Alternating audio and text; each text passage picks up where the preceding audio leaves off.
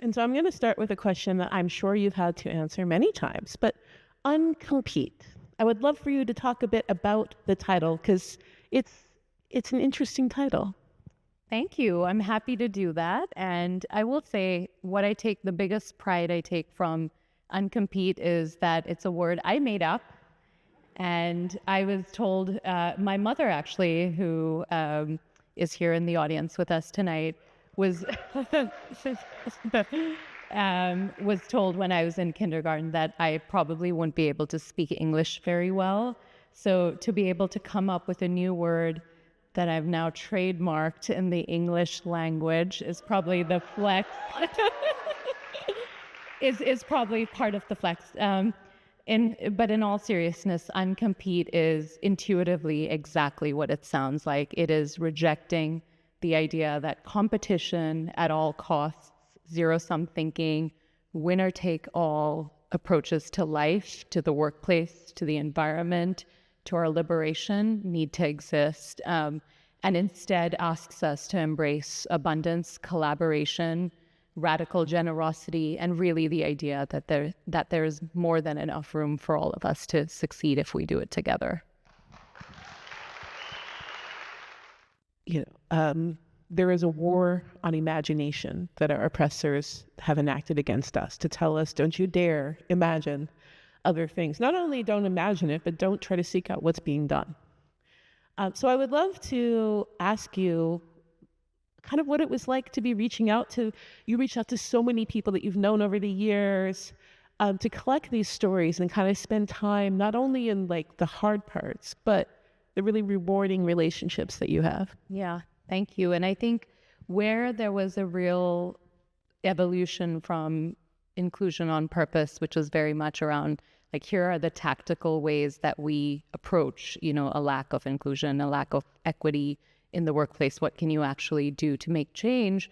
What I wanted to do with this book was say, like, look at how beautiful it can be when we choose to be the change that we want to see. We choose to, if I may, be a revolution because it starts with us. It has to be with us. I want to say this very plainly. One of the things that I really wanted to do with this book that was important to me is to call out the way, especially there's so much of scarcity mentality in South Asian communities, like the one I come from. There's so much of anti-Blackness.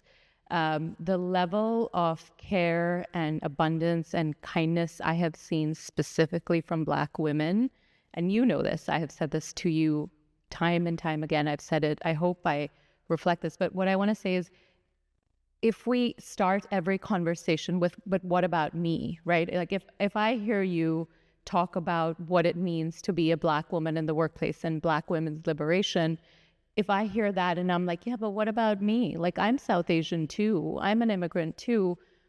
We're not going to get anywhere, right? Our liberation is so interlinked. What does work life mean to you right now in the context of this book, in the context of your life and your family? Yeah, thank you, Ijeoma. That's so generous of you to say, because there's this concept of the hedonic treadmill. No matter how much you achieve, you'll never be satisfied. There will always be a bigger goal. There will always be a bigger thing that you should achieve.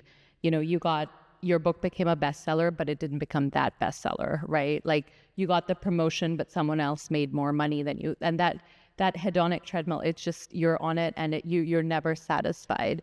And I think that is at the heart of Uncompete, because what starts to happen is we are told in so many ways, in very deliberate ways, especially in capitalistic, competitive environments, that no matter what you do, you're not worthy. And that lack of self-worth starts to eat away at us. And I think we start taking really damaging actions, both to other people in our community and certainly to ourselves. And so for me, I had to unlearn the idea that my productivity was related to my self-worth.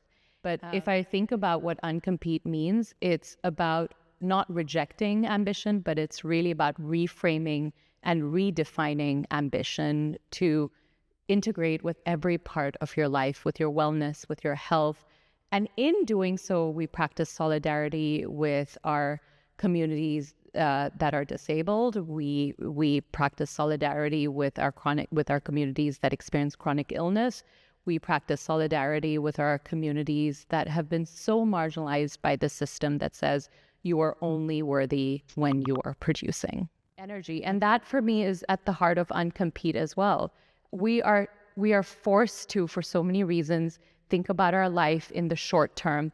And what Uncompete does is really guides us to think about our life in the long term, take the long view, for our lives and our communities as an ecosystem, not just like what's the next productivity thing that I can do. And if we take a moment to really tap into how do we feel in those moments when we have had to trash talk our competitor or put someone else down or constantly be on that hamster wheel, it's really, really clear how damaging it is for us. And again, when we think about it from the short-term perspective, right? The short term is, okay, maybe I beat out the competitor, right? But then you still have to wake up with yourself the next morning. And if you're a person with integrity, I've talked to so many, especially women leaders, really senior women leaders, some recognizable names, who say that every time I've had to do that, no matter how much it was like, in that moment, it was like she won. In the end, I still felt like I lost. Everyone, another round of applause for the amazing book and amazing Ruchika Malhotra.